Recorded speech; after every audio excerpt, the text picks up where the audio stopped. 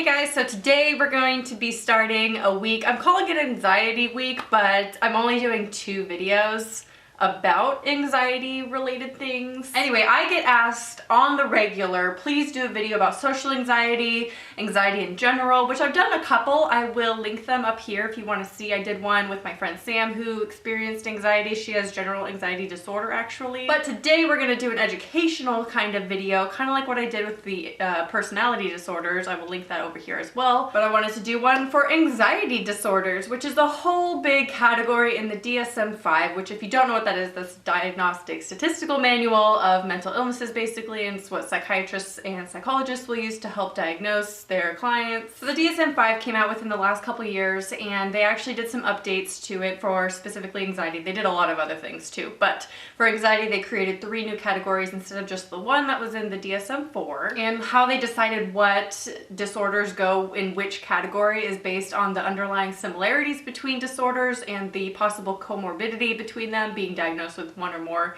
disorders, 2 or more rather, as well as the similarities of their symptoms. And if you thought there was only one anxiety disorder, and that is anxiety, that is very wrong. There's actually over 17 specific anxiety disorders. So firstly, anxiety is based on the feeling of fear and dread. Fear is our body's response to imminent threat or perceived threat, and it usually triggers our fight or flight response. And anxiety is actually more dread in the sense that you are fearful of a future event or anticipation of a future threat. So you're worried about something and that causes anxiety. So that's what all these disorders are pretty much based upon. So the 3 categories within the DSM-5 that now exist are, and I'll go over each one individually and each disorder within it, but we're just going to cover it right now. First category are anxiety disorders. That includes separation anxiety disorder, selective mutism. Both are actually diagnosed within children, but adults can be diagnosed with these. Specific phobia, social phobia, panic disorder, agoraphobia, and generalized anxiety disorder. The next category is obsessive compulsive and related disorders, which include OCD, as we know, it's very popular, body dysmorphic disorder, hoarding disorder, trichotillomania, which is hair pulling, and dermatillomania, which is skin picking. It's also called excoriation, but I don't know how to really say that, so I'm just gonna stick with dermatillomania. And the last category is trauma and stressor related disorders, which include reactive attachment disorder, disinhibited social engagement disorder, again, both childhood, technically diagnosed within childhood disorders, PTSD or post-traumatic stress disorder, acute stress disorder, and adjustment disorder. I need to state this, that this video is not meant for self-diagnosis. These disorders actually need a medical diagnosis in order to claim that you actually have these. And so you would really need psychotherapy and or a doctor's opinion to see if that's really the case, because some of these things are side effects for other mental illnesses. So, okay, so separation anxiety disorder is a disorder that is diagnosed in childhood, and it's when the child gets severely anxious when they are separated from their caregiver or parents, or they're just separated from their home, like they're away from home. The next one is selective mutism. This is when a child consistently does not speak in a given situation, but speaks in other times, such as school. They don't talk at school, but they're a chatterbox at home. An example I read of this is a grocery store example, where a mother and a daughter are at a grocery store, and a friend comes up and says, "Oh, who is this? What is your name?" And the little girl freezes and doesn't say anything, and then the mom has to jump in and say, "Oh, her name is Susie." And that is actually a form of negative reinforcement. So the girl learns that if I don't say anything, adults will speak for me. That doesn't necessarily mean that every child that you see, or if you know children that don't talk at the grocery store because they're shy, that doesn't mean that they have selective mutism. The next one is specific phobia, which it is what it sounds like. It's just when you're afraid, irrationally afraid of an object or a thing or a situation, and so you go out of your way to avoid sometimes even talking about that thing. So this is a very irrational fear, and it can cause a lot of distress in your life and get in the way of work or relationships and things like that if it is a very severe case. The next one I'm going to spend a little bit of time on, and that is social phobia, otherwise known as social anxiety. It's a little bit more popular. So this is based on the intense fear of being judged or scrutinized in public or in social settings. This, I want you guys to listen here, this is not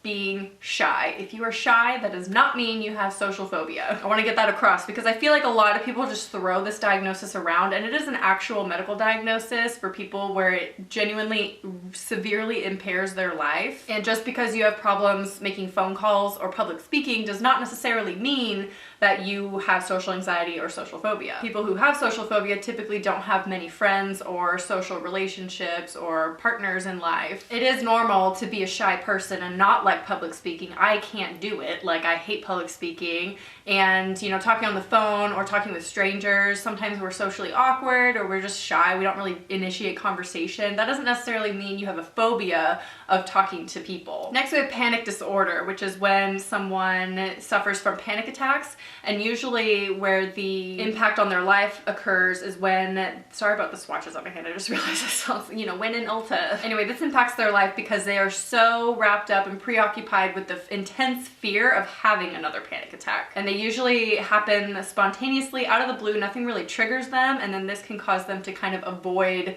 situations or places where they've had previous panic attacks. And the next one is agoraphobia, which is very similar to panic disorder in that they will avoid situations or places that they previously had a panic attack. And this disorder is basically rooted in the fear that they have no escape route, so they will typically avoid public places where they don't see an exit, or like large crowds really stress them out. And they're also fearful of places that can cause helplessness or embarrassment, so they'll typically avoid those as well. And the last one within this category is generalized anxiety disorder, and this is one of the most commonly diagnosed disorders. About 3% of the population has this, which is a very high number when you think about the amount of people in the world. And this one is basically what it sounds like. It's an ongoing worry about many things. You basically get stressed out over everything, and you expect the worst of everything and expect the worst from every situation, and you just go in kind of with negative thinking all the time. So the next category, obsessive compulsive and related disorders. We're going to start with OCD, which is the one, probably the most commonly known one within this category. So this includes uncontrollable thoughts which are the obsessions that can typically lead into repetitive behaviors, which are the compulsions. And you can actually be diagnosed with OCD without having the behavior side of it. I know someone who was diagnosed with OCD, and it was mostly because of her obsessive thought process and not so much her compulsive behavior. She didn't really have that symptom. And the sad thing about this is there's actually no cure for this, but there is really good treatment out there. You just have to try a bunch of different things and find what works for you. The next one is body dysmorphic disorder, which Shane Dawson has actually talked about this on his channel because he has this. This involves an obsessive focus on a flaw, and they will often spend hours a day either staring at it or trying to fix it. And even if it's imagined, because sometimes it's a lot less than what the other people in the world see, or it's completely imagined and they don't actually have this thing wrong with them. They often compare themselves to others and avoid social situations or situations where there are photos involved. The next one is hoarding disorder, which is made well known because of the show Hoarders, which they're actually forced to throw away things, which is kind of sad when you think about it because it is a mental illness. And I haven't really seen the show that much, so I don't know what the process is, if they have like a psychologist on call or how that works, or if it's on staff, because you know, it's not just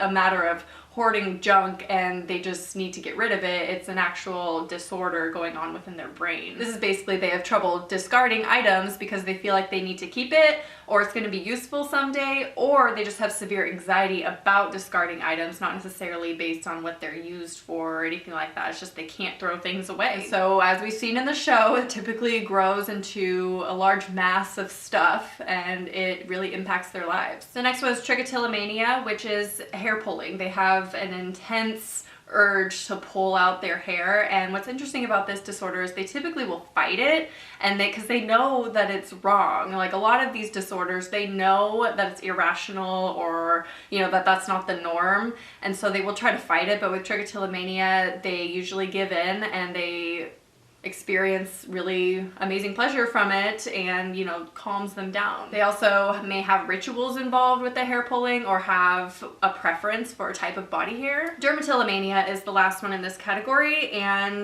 it's when you have the urge to pick at your own skin. And what's interesting about this is they're trying to fix imperfections such as like pimple popping and things like that, which that's normal. It's normal to pick at your cuticles or like pick at your skin or scabs or things like that, but it's a very excessive amount, and because of the skin lesions that you'll often see on their body, they'll avoid situations or they'll do their best to try and cover up these skin problems that they're having. This is actually one of those disorders that I talked about that can be a side effect of other disorders within this category. So what's interesting about this category is the different disorders have different dysfunctional beliefs. So like OCD has irrational thinking, whereas body dysmorphia and hoarding disorder are characterized by distorted thinking. So It's actually easier to treat irrational thinking because you can kind of convince them otherwise through exposure therapy. However, when it's distorted thinking, usually that thought process is based in truth, and it's really difficult to convince them that it's false or of something else. So for example, hoarding is, they are perceiving it as money saving, which is true technically, but it's to an extent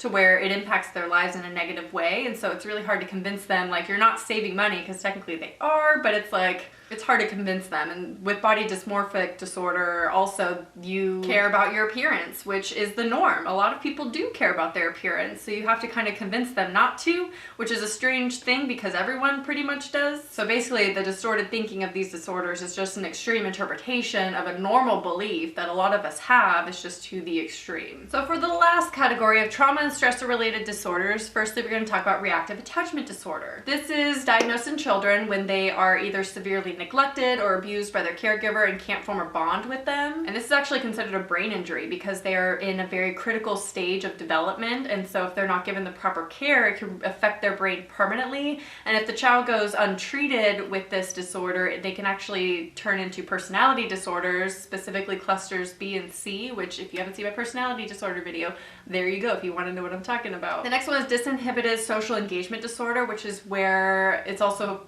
diagnosed in children. It's when children will go up to strange adults and interact with them in a somewhat inappropriate way, like they are their mom, and they're often willing to go off with the other adult with no hesitation or look back to their caregiver at all. This can be a disorder in children that have insufficient care or have moved to different caregivers throughout their life. So the last three are all kind of related. The first one being PTSD, or post-traumatic stress disorder. Again, another more commonly known one. It's basically when one fails to recover after witnessing or experiencing a traumatic event. So what's different is it's normal to go through a situation and feel anxious afterwards, even for a few days afterwards. But with someone who's diagnosed with PTSD, it's their heightened sense of anxiety is just all the time. They constantly have a fight or flight response, even when they're not in danger. And the symptoms have to last for at least a month and really interfere with their work or, relationship life in order to be diagnosed. And it can actually start developing within a month of the event or years after. So you don't really know if you're going to have it until,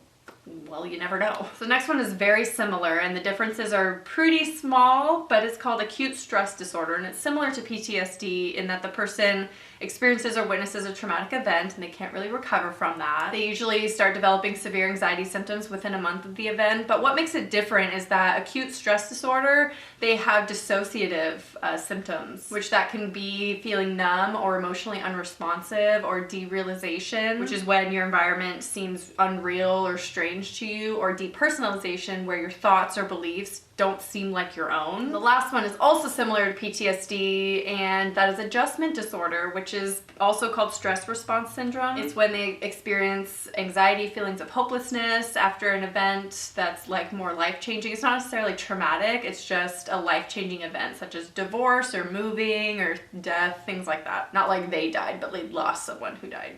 And this is basically diagnosed in people who are having a hard time coping with the event, and their reaction to the event is stronger than normal. So we all kind of go through a sense of heightened anxiety when we go through something traumatic, or, a move or a divorce. I mean, I've never been divorced, but, a breakup. But with someone who has this disorder, it's more intense. The feelings are more intense, and it's actually commonly misdiagnosed as what's it called, situational depression, because the symptoms are a lot like depression, except they don't have a lot of the physical symptoms that clinical depression usually has. And so it's kind of informally called situational depression, when in reality you're kind of experiencing a lot of symptoms of depression, but mostly anxiety. So that's it. That's all I got.